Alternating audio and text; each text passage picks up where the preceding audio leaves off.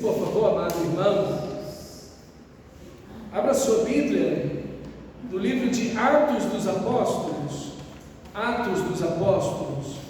no capítulo 15, no finalzinho desse capítulo. Nós vimos como esse capítulo começa com um momento de tensão, onde pessoas não autorizadas pelos apóstolos de Jerusalém estão indo a Antioquia, onde essa nova igreja está florindo de uma forma extraordinária. Lá eles estavam ensinando, tomando uma postura de liderança, dizendo: se vocês não se circuncidarem, não guardarem a lei de Moisés, vocês não podem ser salvos. E de fato isso contrariava tudo nas escrituras e também tudo que estava acontecendo, porque Paulo estava pregando o evangelho. Eles tinham acabado de chegar na primeira viagem missionária, que começa no capítulo 13 e vai até o final do capítulo 14. E pessoas que nunca ouviram do Antigo Testamento, nem sabiam que Moisés existia, a aliança da lei, da graça de Deus com Abraão, enfim, nada disso, estavam sendo salvos, recebendo o Espírito Santo, milagres sendo feitos. Então isso contrariava completamente as escrituras sagradas, mas também contrariava a própria experiência que estava acontecendo na pregação do Evangelho. Então Paulo não cede por nenhum momento, junto com Barnabé, resistem aqueles homens e vão até Jerusalém. Lá conversam com os apóstolos, com os presbíteros e com a igreja.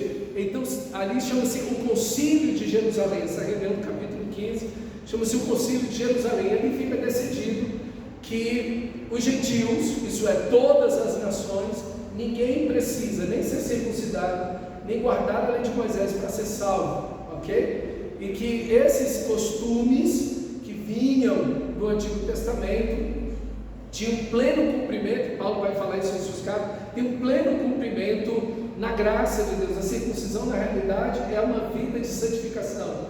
Por isso que Deus mesmo no Antigo Testamento vai dizer: circuncidar o vosso coração. É uma vida de arrependimento diante de Deus, ok? Então, a ideia da circuncisão é uma ideia de ser uma nova criatura em Cristo Jesus, de uma mudança profunda e radical, ok? Então, de andar na fé, em obediência, uma nova vida em Cristo Jesus. Foi esse o sinal que Deus deu para Abraão depois que ele foi salvo. Abraão creu, isso lhe foi imputado com justiça. Enfim, então, diante de toda essa realidade, agora é escrita uma carta, os apóstolos vão novamente para Antioquia, para as outras igrejas, e lá compartilham, todo mundo fica muito alegre e feliz, e assim que termina o versículo 35, todo mundo feliz, entusiasmado, a igreja crescendo, a palavra de Deus florindo, glória a Deus, está tudo maravilhoso, extraordinário. Mas o que acontece quando os pastores brigam? Aí você fala: puxa vida, pensei que ia ser tudo lindo, maravilhoso, né? Mas olha o versículo 36, esse é o tema de hoje. E quando os pastores brigam? É um parágrafo muito interessante das Escrituras Sagradas, tem muitas lições aqui para a gente. Eu espero conseguir transmitir algumas para você nessa noite, que me sirva a mim e a você, a todos nós, de aplicação para as nossas vidas, esse evento aqui, esse momento que acontece ali. Versículo 36, algum tempo depois disso que eu acabei de falar, ok? Desse relato todo que eu fiz para você, algum tempo depois, Paulo disse a Barnabé: voltemos para visitar os irmãos em todas as cidades onde pregamos a palavra do Senhor, para ver como estão indo. Barnabé queria levar João, também chamado Marcos. Paulo, porém, não achava prudente levá-lo, pois ele, abandonando-os na Panfilha, não permanecera com eles no trabalho. Ambos tiveram um desentendimento tão sério que se separaram. Barnabé, levando consigo Marcos, navegou a Chipre, mas Paulo escolheu Silas e partiu, encomendado pelos irmãos, pela igreja, à graça do Senhor. Passou então pela Síria e pela Cilícia, fortalecendo as igrejas.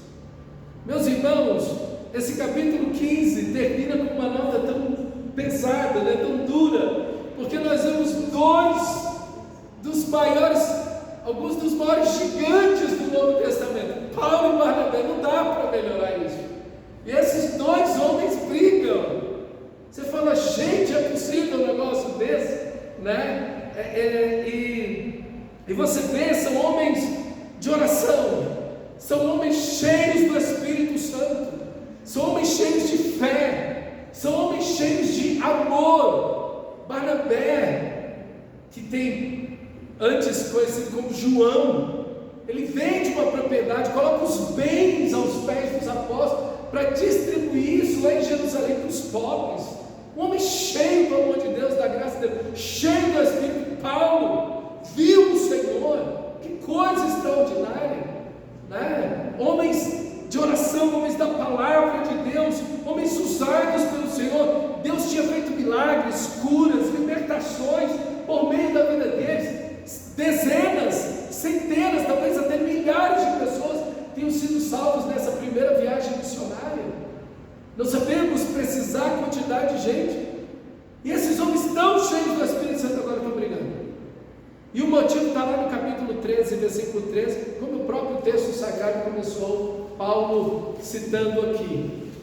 Capítulo 13, versículo 13. E navegando de Pafos, Paulo e seus companheiros dirigiram-se a Perge da Panfilha. João, porém, apartando-se deles, voltou para Jerusalém.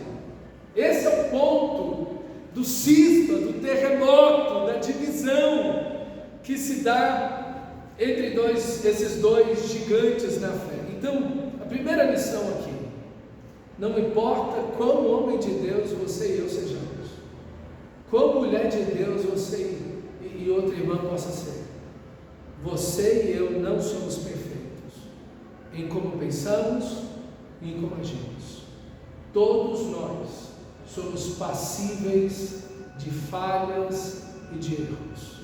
Isso é muito importante, porque às vezes as pessoas tomam certas pessoas como se essas pessoas fossem inerrantes.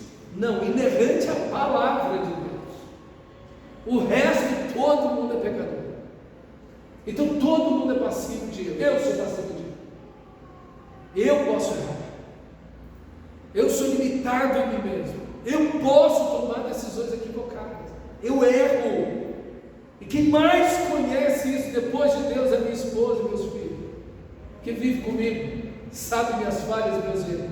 Então, meus irmãos, esse texto põe a gente no ponto da humildade, né? A igreja possui uma parte divina, que é perfeita, é o agir do Espírito, é a palavra de Deus, mas também existe uma parte humana, e essa nem sempre é perfeita. Então, nós estamos nessa situação, ok? O objetivo da viagem é maravilhoso. Olha o versículo 36. Algum tempo depois, Paulo disse a Barnabé: voltemos para visitar os irmãos de todas as cidades onde passamos pregando a palavra do Senhor, para ver como estão. Então, os cristãos verdadeiros, eles precisam de serem acompanhados, instruídos, orientados, corrigidos, norteados. Está certíssimo isso aqui. Paulo, ele sente a necessidade de Deus de voltar nesses locais aonde as igrejas nasceram, e eram igrejas recém-nascidas. E essas igrejas, elas estão envolvidas não num contexto judaico, que ainda tem o conhecimento de Deus, do único Deus verdadeiro, a lei de Moisés, a própria aliança da graça. Então eles têm um contexto muito bonito, muito maravilhoso. Esses irmãos dessas regiões não, eles estão no meio do paganismo. A maioria da sociedade, das pessoas, não sabia absolutamente nada sobre Deus, o Deus verdadeiro, o Deus do Antigo Testamento, sobre a aliança de Deus com Abraão, com Moisés, nada.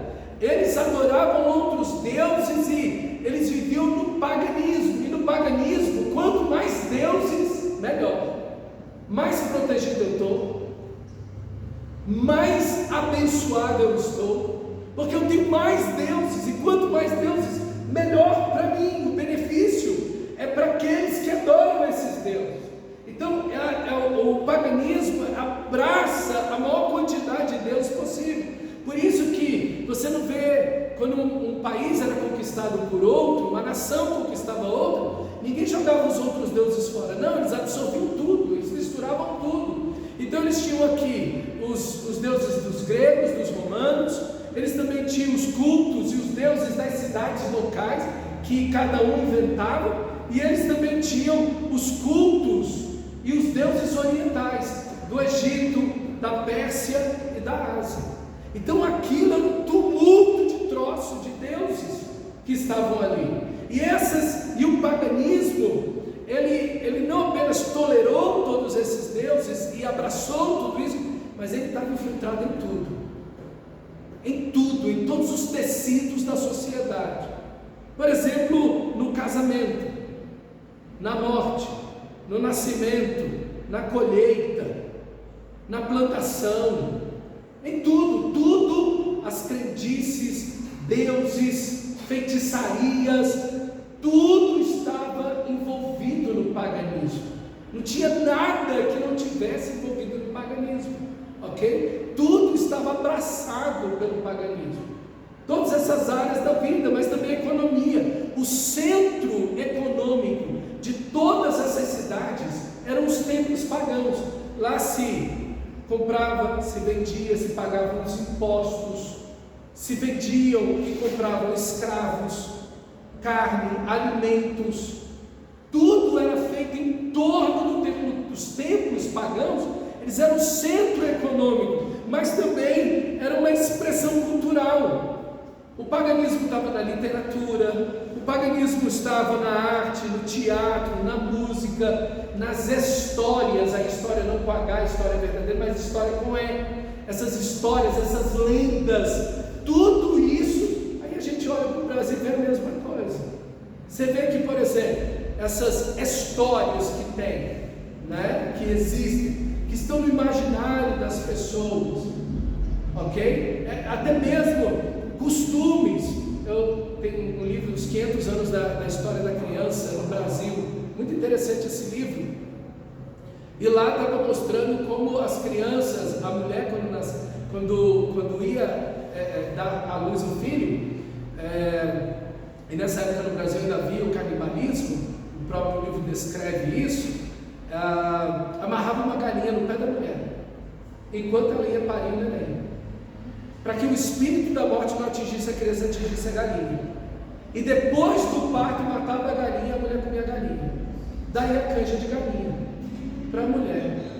Olha aí, até hoje, 500 anos depois, e o pessoal acredita na mesma coisa. Está vendo o paganismo? O paganismo é isso. Ele está infiltrado em tudo quanto é troço. Não existe uma coisa assim que você diz, não, aqui não tem traço, está tudo. O paganismo entra em todas as áreas, ok? Na política, o imperador romano era um deus a ser adorado. Quantos cristãos morreram porque não adoraram o imperador? Veja, até na política, esse endeusamento de uma pessoa. Isso não acontece no Brasil, claro. Aqui no Brasil nunca aconteceu um negócio desse, nem para a direita, nem para a esquerda. E outra coisa, até no militarismo, antes de cada batalha, antes de cada guerra, todo mundo orava, faziam votos e sacrifícios aos seus deuses para lhes proteger antes da guerra. Por isso que quando você vê o pessoal entrando no campo de futebol, o que eles fazem? Todo mundo junto, a nossa cristã do céu, certificado, certificado. Isso é paganismo, não é nada de Deus. As pessoas não estão vivendo em Deus, em Cristo, para a glória de Deus. É só uma mandinga, uma espécie de feitiçaria para eu ir para o jogo e ganhar o jogo e não ficar machucado. Ponto. Por isso que quando a pessoa, muitos jogadores, quando vão entrar no campo, eles entram com que pé? Está vendo? Você sabe. Então, a aplicação aqui para a gente. Da mesma forma que essas igrejas precisavam ser orientadas, fortalecidas, abençoadas, norteadas, cheias da palavra do verdadeiro Evangelho,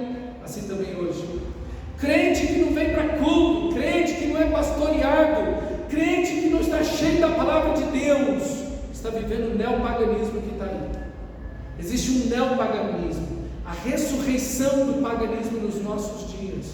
Há 50 anos atrás, você na faculdade, ninguém ia nem pensar em alguém dizer que acreditava em fantasma, em gnomo e tudo. Não pensava há 50 anos atrás. Estávamos na modernidade. Hoje, na pós-modernidade, o pessoal na faculdade, de forma científica, estudando cientificamente, dentro de estruturas científicas, acredita nessas coisas. Acredita nisso. E um monte. Então, o neopaganismo está presente. E a igreja está sendo abraçada pelo neopaganismo. Seria difícil eu falar largo, ou falar aqui com vocês sobre isso, sobre o neopaganismo, mas ele está principalmente voltado para o desenvolvimento humano. Você é lindo, você é maravilhoso, você é extraordinário, você tem que ser a melhor versão de você mesmo. Viva sem arrependimentos. Essa busca de um autodesenvolvimento, não que isso seja errado, mas isso não é o Evangelho. Isso não é o Evangelho. Isso pode ser espiritismo, isso pode ser catolicismo, isso pode ser um monte de coisa. Budismo, reencarnação, pode ser um monte de coisa, mas não é o Evangelho. O Evangelho nos tira das trevas para a luz, nos tira da ignorância para a sabedoria em Deus. Fumava e não fuma mais, roubava e não rouba mais, não trabalhava, agora trabalha. Glória a Deus por isso. Todo cristão verdadeiro, ele melhora em todos os aspectos da vida dele. Esse é um resultado do Evangelho. O desenvolvimento humano acontece no Evangelho, mas não é isso o Evangelho, isso é um resultado do Evangelho. Mas a gente está vendo as pessoas abandonando a palavra de Deus para falar de desenvolvimento humano, psicologia positiva dentro da igreja. E Evangelho mesmo, cruz de Cristo, quase nada. Em alguns lugares já não tem mais nada. Então, meus irmãos, nós não estamos livres dessa realidade aqui. Por isso que Paulo está dizendo, vamos voltar às igrejas onde nós passamos e vamos fortalecer os irmãos e ver como eles estão. Perfeito, é isso mesmo. Por isso que eu insisto com você, você tem que estar no culto. Tem culto quarta-feira, vem culto quarta-feira. Tem culto domingo, vem culto domingo. Você não pode estar desigrejado. E cuidado com o que você está ouvindo na internet. A internet está aí para falar um monte de besteira para um monte de gente. Tenha cuidado com isso, ok? Então, dentro disso daí, vamos então fazer a segunda viagem missionária. E o entrave acontece, ok? O entrave acontece. Olha lá no capítulo 13, como a primeira viagem missionária começou. Capítulo 13, versículo 1. Vamos lá? Capítulo 13, versículo 1. Você vai ver como uma grande diferença, uma diferença significativa aqui. Olha como a primeira viagem missionária acontece. Veja os elementos aqui. Havia na igreja de Antioquia profetas e mestres. Barnabé, Simeão, o sobrenome Níger, Lúcio de Cirene, Manaém, Colácio de Herodes, criado junto com Herodes, o tetrarca, e Saulo. E servindo eles ao Senhor, e jejuando, disse o Espírito Santo: separai-me agora, Barnabé e Saulo, para a obra que os tenho chamado. Então, jejuando e orando, e impondo sobre eles as mãos, os despedi. Olha a diferença de como se inicia a primeira viagem missionária e como se inicia assim. O motivo está perfeito de Paulo. Vamos voltar, fortalecer as igrejas, orientar as igrejas, os irmãos. Eles estão vivendo dentro de uma cultura completamente pagã. Eles precisam ser nutridos pelo Evangelho. Precisamos voltar lá. Perfeito. Mas, como começa a segunda viagem missionária? Começa com uma necessidade fundamental de fortalecer as igrejas, como o texto sagrado que nós lemos. Mas o que nós vemos é que Paulo e Barnabé, apesar de serem homens cheios do Espírito Santo, não entraram em acordo com uma situação. Levamos João Marcos ou não? Ok? Esse é o ponto. Olha o versículo 30, agora volta para o capítulo 15. Olha o versículo 37. Barnabé queria levar João, também chamado Marcos. Paulo, porém, não achava prudente levá-lo, pois ele, abandonando-os na Panfilha, não permaneceram com eles no trabalho. Ambos tiveram um desentendimento tão sério que se separaram. Então, a pergunta que nós temos que fazer aqui. Veja a diferença da primeira viagem missionária, como começa. Eles estão em oração, estão servindo o Senhor. Não estou dizendo aqui que Paulo e Barnabé não estavam em oração e não estavam servindo o Senhor. Pelo contrário, eram homens de oração, eram homens de serviço, cheios do Espírito Santo. Mas diante do impasse, leva ou não leva João? Eu tenho uma opinião, você tem outra. A minha pergunta é: por que eles não levaram essa situação para os outros pastores e líderes da igreja? Por que eles não levaram isso para a própria igreja pensar junto com eles? Então aqui, irmãos, tem uma aplicação importante para mim e para você. É que nós precisamos ter cuidado nas nossas decisões. Nós precisamos ter cuidado em quando vamos e como vamos decidir. Tudo isso prova que todos nós devemos ter cuidado com as nossas posturas e decisões, e como precisamos de pastores e da igreja para nos ajudar a solucionar situações sensíveis, impasses, ok? Faltou humildade em Paulo e Barnabé, assim como falta na gente. Faltou humildade em Paulo e Barnabé, assim como falta na gente. Paulo, irmãos, foi, depois de Jesus, o maior líder da história do Evangelho. O maior líder da história do Evangelho. Mas Paulo era um pecador, assim como eu e você. O respeito, a admiração. Paulo é um sol, e nós somos luz de vela, ok? Falando de vida espiritual, caráter, em tudo. Mas isso não impediu e não impede ninguém de errar. Agora veja, se carvalhos tão grandes, tão fortes e poderosos tremem, o que nós, que somos varas verdes, não devemos olhar um texto desse com muito mais temor? Se o sol da vida de Paulo e Barnabé, que brilham tão intensamente, podem ficar nublados, imagina eu e você, que somos apenas uma luz de vela, e com um pequeno sopro sermos apagados. Não devemos ter maior cuidado diante das nossas decisões. Irmãos, esse texto nos leva à humildade. Esse texto nos leva a pensar na nossa vida.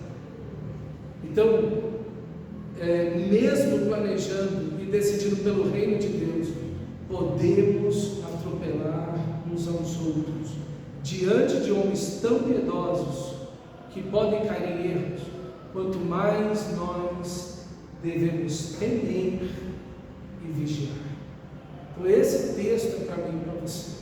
Esse texto está aqui por um propósito, ok? E o propósito é nos levar a essa condição de profunda humildade, de não sermos absolutos, de ter a humildade de ouvir o outro, de ponderar junto, de pensar junto, de não chegando a um acordo, em um impasse, chamar pessoas que possam junto conosco pensar sobre a situação. Isso tem tudo a ver com família, isso tem tudo a ver com as nossas decisões familiares, isso tem tudo a ver com questões financeiras. Às vezes nós tomamos decisões sem consultar pessoas que possam nos ajudar,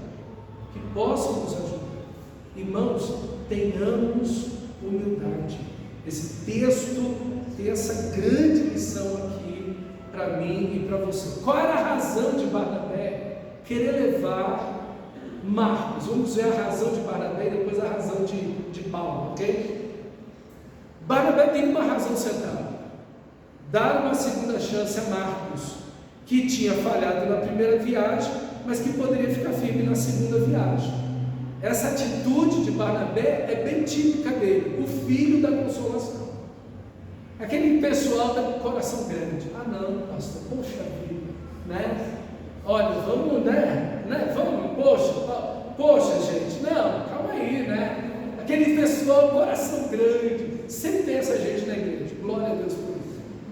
A gente precisa dos dois, aí não tem que escolher um, ou Paulo e Barnabé, a gente precisa dos dois de fato, dos dois, e chegar em um meio termo, entre os dois pontos, mas Barnabé, esse homem do coração grande. Quando Saulo estava lá em Tarso, quem foi lá pegar ele? Quem foi lá chamá-lo? Quando traz Saulo para Jerusalém, depois de 3 anos de convívio, quem está junto dele, o apresenta aos apóstolos, quem chama Saulo para ser pastor junto com ele, lá em Antioquia, e o envolve na igreja, o insere na igreja, que é o coração grande do lugar. Não que Paulo tenha um coração pequeno, não é isso, pelo contrário, Paulo é aquele que diz: eu amo vocês menos sendo amado menos, dizendo para os Coríntios, um homem de um coração extraordinário, ama profundamente. Eu digo, e o que eu digo até chorando, são inimigos da cruz de Deus. Paulo é um homem cheio do amor de Deus, mas parece que Barnabé é um cara mais sentimental, e ele age mais por esse lado emocional, e ele quer levar o João Marcos. Eu não consigo dar chance para esse rapaz e tal, enfim. E quais são as razões de Paulo? Essa é a razão de Barnabé, mas quais são as razões de Paulo? Paulo havia sido morto por apedrejamento na primeira viagem, como nós vimos. Ele foi apedrejado na primeira viagem e morreu. Eles iriam retornar aos mesmos lugares onde eles foram expulsos, perseguidos. Paulo foi morto, Deus o ressuscitou. Eles iam ser expostos aos mesmos lugares de perigo. Tinha gente lá esperando eles voltar para atacá-los, com certeza. De lá eles iriam para novas regiões desconhecidas, não sabiam quais os perigos eles iam encontrar no caminho e nas cidades que eles iam, ok? Então, se Marcos, na cabeça de Paulo, se João Marcos os havia deixado antes de todos esses perigos, e quando João Marcos os deixa, nada disso ainda tinha acontecido. Nada disso ainda tinha acontecido, ok? Quando você olha lá no capítulo 13, versículo 13, quando João Marcos deixa, depois disso é que acontece toda essa perseguição. João Marcos realmente permaneceu mais ali com eles, em Chipre, na ilha de Chipre, e depois, quando chega no continente asiático, ele vai embora para Jerusalém. Então, se João Marcos havia deixado antes de todos esses perigos, ele não suportaria mais peso que a viagem ofereceria. João Marcos, na cabeça de Paulo, ainda não estava pronto. Esse é o ponto de Paulo. Esse é o ponto de Paulo. E ele está certo. Paulo está certo. Paulo está certo. E Barnabé também está certo. Os dois estão certos. Vamos chegar lá. Vamos tentar chegar no ponto dos dois. Ok? Então, irmãos, aqui, presta atenção em uma coisa aqui. Presta atenção em uma coisa aqui. Não é pessoal. E você precisa aprender isso. Você e eu precisamos aprender isso. Às vezes alguém, um pastor, um líder, toma uma decisão em relação à sua pessoa, te chama a atenção, te corrige, fala contigo, puxa a orelha, diz: ó, caminho aqui, você está andando correto. Não é pessoal. Esse pastor não é que ele não gosta de você, é que ele está dizendo para você que a sua atitude não está correta. Não é que Paulo, não, eu estou ressentido com João Marcos, eu estou em trave aqui com João Marcos. Não é isso. É que Paulo sabe o que aconteceu, e Barnabé também, e é arriscado levar alguém que não iria suportar a situação para aquilo. Então era mais prudente deixar João Marcos em Antioquia, amadurecendo, trabalhando, e depois situação que ele não teria condições de enfrentar, e queria novamente traumatizar João Marcos, e ainda ia impactar a própria equipe, porque isso é um desestímulo para todo mundo. Nós já tivemos, quando a gente estava no Chile, nós ficamos 15 dias no deserto de Atacama. Foi bem difícil, tinha muita feitiçaria no lugar, muito neopaganismo no local, muita gente endemoniada, expulsão de demônio, quase todo dia expulsão de demônio, Foi um negócio assim, terrível, foram 2 semanas complicadíssimas. E nós tínhamos uma equipe multicultural, então tínhamos nós brasileiros, eu e a pastora, nós tínhamos um peruano, nós tínhamos uma chilena, nós tínhamos uma argentina e nós tínhamos um alemão conosco. Daniel. Oi? 2 chilenas e esse alemão. Depois de El Salvador, ele foi embora.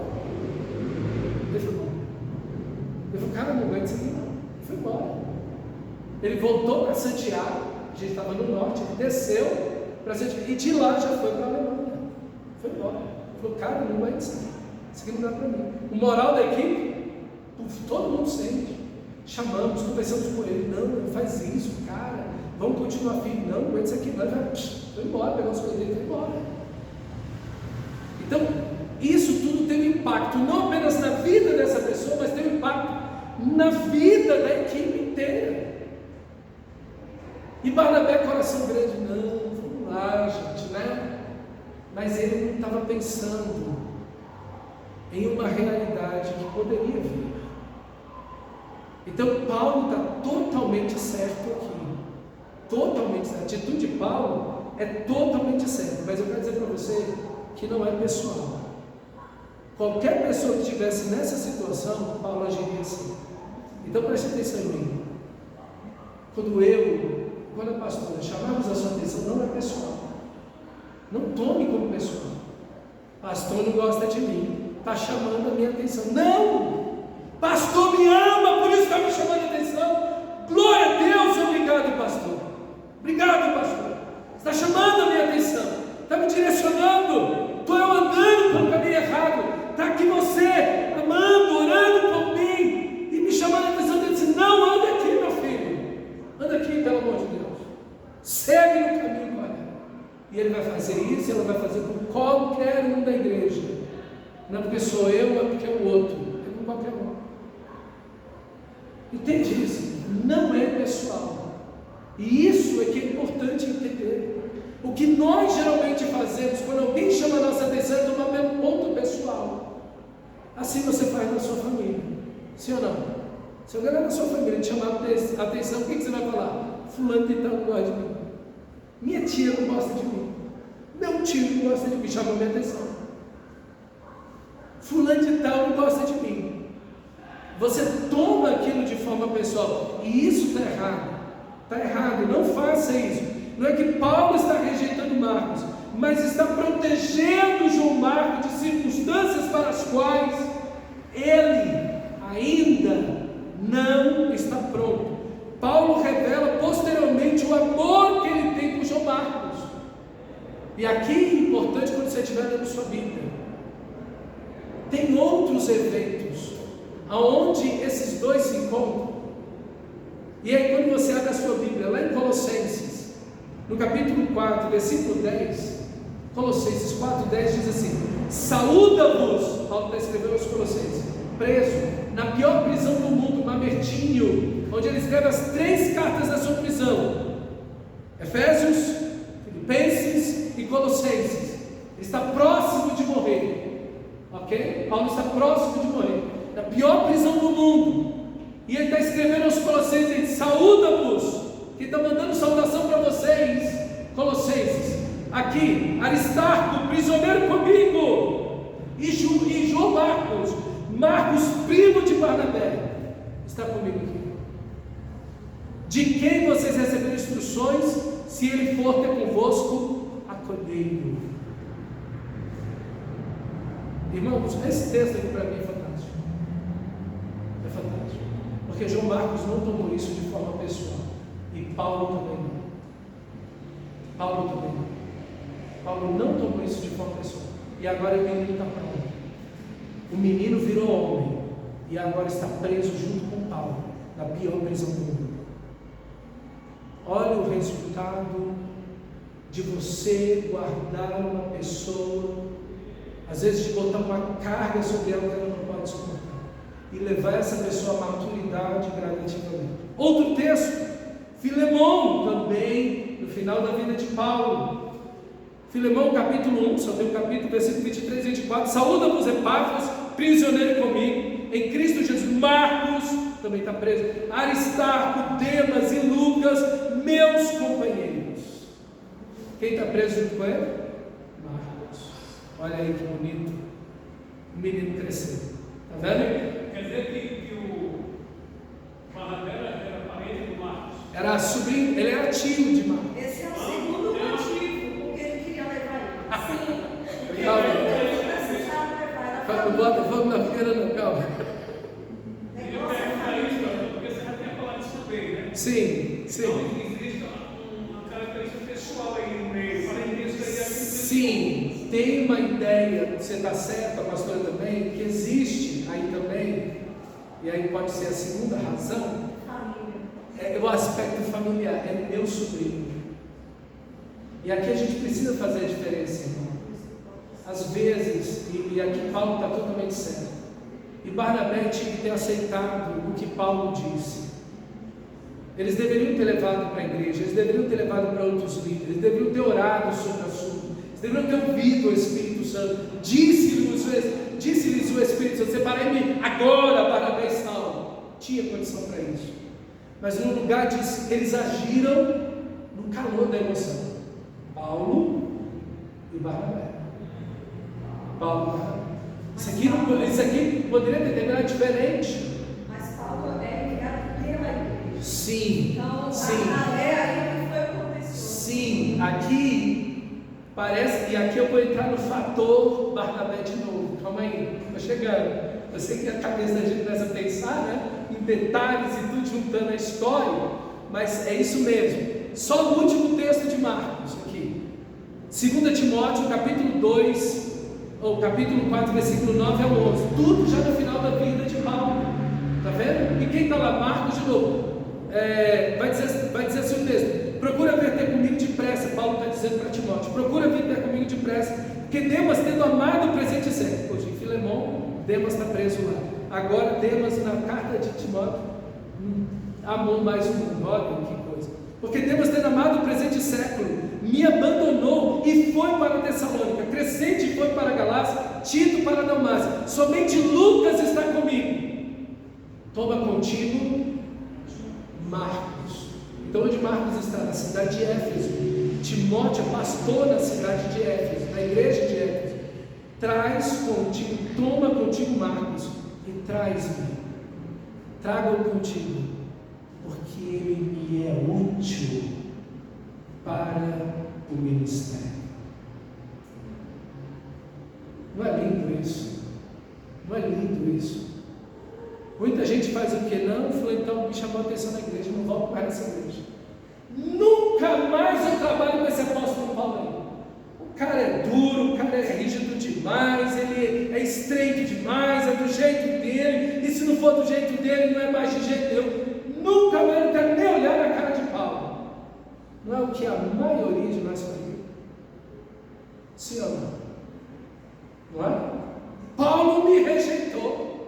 Paulo tem implicância comigo. Não é assim que a maioria de vocês e eu não faríamos. Mas olha a maturidade, a humildade aqui de Marcos. Isso é lindo demais, irmão. E difícil demais.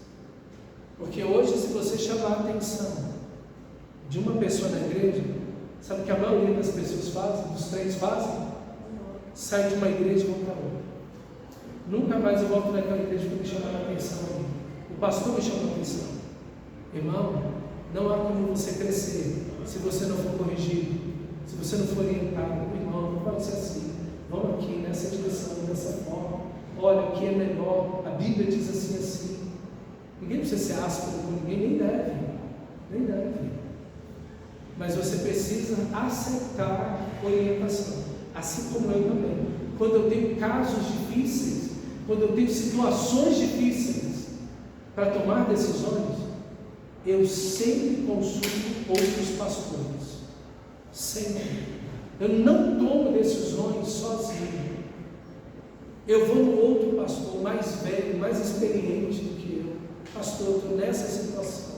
Principalmente o pastor Edson de Gouveia, que me batizou, nos casou, nos enviou para o ministério, para estudar no Chile. Até hoje é o nosso pastor. Tem alguma coisa para dizer, pastor? Estou nessa situação. Pastor, tem esse problema. Pastor, o que eu posso fazer nessa situação? Já pensei nisso, mas o que eu posso fazer além disso? Entendeu? Irmão, a gente tem que ser humilde. Ninguém cresce sem humildade. Não tem jeito. Ninguém cresce se não estiver disposto a aprender. Estar disposto a aprender é o princípio fundamental mais básico do crescimento em qualquer área. E para aprender você tem que ter uma coisa: humildade. Você só cresce, você só aprende se você tem a humildade de dizer: eu não sei, eu não consigo, eu não posso, preciso de ajuda. Então esse texto tem uma profundidade tão bonita aqui para mim e para você, meus irmãos, que possamos viver esse texto, não apenas saber dele, mas que esse texto entre na minha e na sua alma, no nosso coração. Porque, irmão, a experiência de Paulo e Barnabé, esses homens tão cheios do Espírito Santo, tão homens de Deus como eles, erraram, como nós não vamos errar, não é verdade? Parece que o Barnabé desaparece a partir daqui.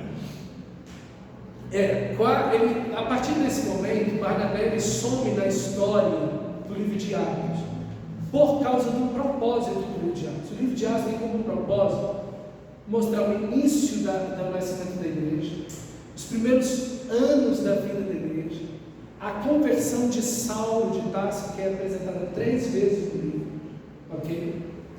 E o desenvolvimento da vida e ministério, principalmente ministério de Paulo, porque, como eu disse quando nós iniciamos esse livro, na primeira ministração, a ideia desse livro, a estrutura desse livro, o argumento desse livro, é uma defesa do Evangelho, é uma defesa da igreja, mas é uma defesa do apóstolo Paulo. Eu, particularmente, outros acreditam, estudiosos acreditam, que o livro de Atos dos Apóstolos foi a defesa que o apóstolo Paulo entregou por escrito, uma cópia, nas mãos do imperador Nero, quando ele foi se defender diante do imperador, diante de Augusto, quando ele apela para Augusto, o texto mesmo, o livro de Atos mostra isso. Então, por isso a ênfase no apóstolo Paulo e não em Barnabé. Tá bom? Quando chegar mais para frente, eu vou voltar nisso. Eles aparecem. Sim, como isso? E o Barnabé não, parece que o Isso. Barnabé foi bem abalado. Não, é porque a ênfase, né? A própria ênfase do livro, e ele com certeza, Barnabé tomou outros caminhos de ministração, de ministério, enfim. Então, o que talvez teria sido ideal aqui? O que talvez teria sido ideal diante disso aqui é que Paulo e Barnabé pudessem, nesse impasse, consultar a liderança da igreja e, chegando a pleno acordo, mostrando as dificuldades e ainda a imaturidade de João Marcos, mesmo sendo um crente fiel, um crente amoroso, um cristão verdadeiro, que era João Marcos, né? Um menino, um rapaz de Deus, com todas as letras, apesar do enfraquecimento dele, da fragilidade dele, mas ainda não tinha chegado naquela maturidade. Eles poderiam ter chegado a um acordo de Paulo. Barnabé é o seguinte: diante da situação de João Marcos e dos perigos que nós enfrentamos, vamos deixar João Marcos aqui, ajudando na igreja de Antioquia, amadurecendo um pouco mais, e a gente voltando dessa viagem, vamos ver se ele está próximo, pronto para a próxima. Viagem não vai faltar, ele pode ir na outra, pode ser assim. Mas a gente, o texto nos coloca um limite, né? Porque o texto não diz os detalhes. Eu acho que isso não encaixou na cabeça deles. Paulo tomou Silas consigo, né? E Barnabé tomou João Marcos e foi para Chipre. E aí, vamos ver o fator Barnabé. Barnabé agora toma João Marcos e vai para Chipre. Olha esse versículo 39, capítulo 15, versículo 39. Tiveram um desentendimento tão sério que se separaram. Tristíssimo, triste isso. Dois irmãos, dois amigos que se amavam, se respeitavam, e mesmo depois desse entrave continuaram se amando e se respeitando. A gente vai ver isso agora também, mas é triste isso aqui, triste. Às vezes quando a gente não consegue andar junto, vamos procurar alguém. Às vezes tem entrave com o irmão, vamos procurar alguém que possa conversar com a gente, que possa resolver isso aqui, para a gente não ficar nesse negócio, né? Barnabé, levando consigo Marcos, navegou para Chipre, mas Paulo escolheu Silas e partiu, encomendado pela igreja, municiado pela igreja e financeiramente, para ir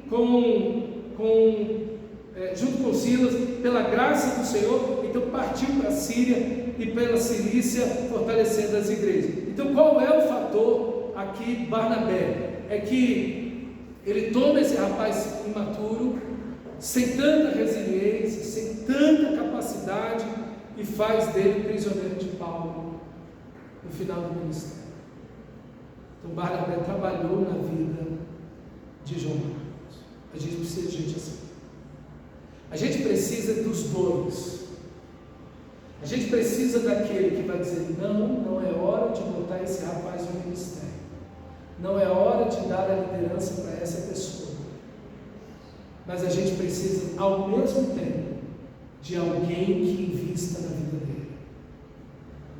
Não é lindo isso? Isso não é bonito? Você não precisa dos dois. Você não precisa do Barnabé. Você não precisa do Paulo. Você precisa dos dois tipos de líderes numa igreja. Uma igreja que tem aquele líder, coração, aquele homem emocional, aquela coisa apaixonada. Mas você também precisa daquele que pensa de uma forma um pouco mais racional, analítica, vendo as coisas, olha. A gente precisa das duas coisas, irmão. Não escolha um. Filho é assim, ele vai para aquele que tem o maior coração dentro da casa. Não é que o outro não ama, é que ele vai com mais mole na situação. Seus filhos fazem isso com você, não é verdade? Eles vão para aquele que tem um coração maior. Filho é assim. E ovelha faz a mesma coisa, né? Eu vou para aquele pastor que mais tem um coração mole. Não, irmão, você precisa dos dois, porque os dois vão ser uma bênção para você. Às vezes você precisa daquele pastor que vai dizer: opa, não pode ser assim não, porque você precisa amadurecer, você não está caminhando bem, isso não faz bem para você. Mas você também precisa daquele outro pastor que vai dizer para você: vamos sentar e vamos crescer junto. Então, e aí é o difícil, né? Todo pastor deve ter os dois. Ele deve ter um coração partido no meio. De um lado um coração grande e do outro um coração analítico, tá vendo? Pai e mãe também tem que ser assim. Você não pode ser firme demais seus filhos, rígido demais, não. Você tem que ter parte do coração também tem que ser grande. Então é difícil para a gente agir das duas formas. A gente precisa. Cristãos precisam das duas formas de agir. E filhos também. Então, Paulo nos ensina que devemos ter critérios, e Barnabé, fé e trabalho nas pessoas. Ok? Então, Barnabé também trabalha na vida e leva João Marcos lá para onde ele caiu, lá para Creta. Você caiu aqui, não foi? Foi aqui que você começou a desestimular, não foi? Então vem para cá, vão ficar aqui trabalhando no teu caráter, vão ficar aqui trabalhando na sua resiliência, para que você aprenda. E aqui, com certeza, Barnabé viu os defeitos de Marcos, e ajudou, e tratou, chamou a humildade, chamou o arrependimento, ok? E foi uma bênção. Então, o fator aqui agora, João Marcos. O primeiro fator é deixar ser tratado por Barnabé. João Marcos deixou ser tratado por Barnabé. A segunda coisa é que João Marcos não se ressentiu de Paulo. É lindo ver João Marcos e Paulo no final da vida. Quem está cuidando de Paulo agora? João Marcos. Quem está apoiando no ministério? João Marcos. Ele não tomou isso de forma pessoal. Ele foi humilde. Ele não ficou de dodói. Ele não ficou de mimimi. Um monte de crente mimimi que tem por aí. Um monte de crente dodói. Crente de açúcar. Não pode dizer nada que desmancha. Não, irmão. Você precisa ser como João Marcos. Dizer, realmente eu errei. Realmente eu não estava pronto. Realmente eu precisava aprender essa lição. Foi bom o pastor ter me chamado a atenção. Foi uma bênção quando o meu líder me chamou a atenção. Quando o pastor me chamou a atenção. Foi bênção para mim. Cresci. Estava andando igual menino aqui. E aquilo me despertou. Disse, opa, eu não posso caminhar nessa direção. Ok? Ele não foi orgulhoso. Ele não disse, nunca mais trabalho com... Não.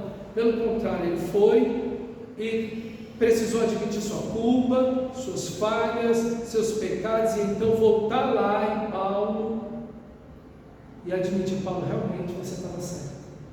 Não era o momento para mim naquele instante. E Barnabé com certeza também tem que fazer isso, porque Paulo depois defende Barnabé. A gente vai ver em 1 Coríntios, Paulo defendendo Barnabé. Ou será que somente eu e Barnabé não temos de levar junto conosco uma mulher irmã como esposa? E que ele põe Barnabé e defende Barnabé dentro da igreja de Corinto, que estava acusando Barnabé junto com ele. Veja, 2 anos depois já estão unidos, provavelmente trabalhando juntos, Barnabé e Paulo. Irmãos, que texto, que texto. Quantas lições, a gente passou por cima do texto, né? Mas se você continuar no texto, você vai ver muita coisa. Mas que essas lições, poucas, possam ser desafiadoras e de grande proveito para mim e para você. Vamos ficar de pé e orar ao Senhor. Feche seus olhos.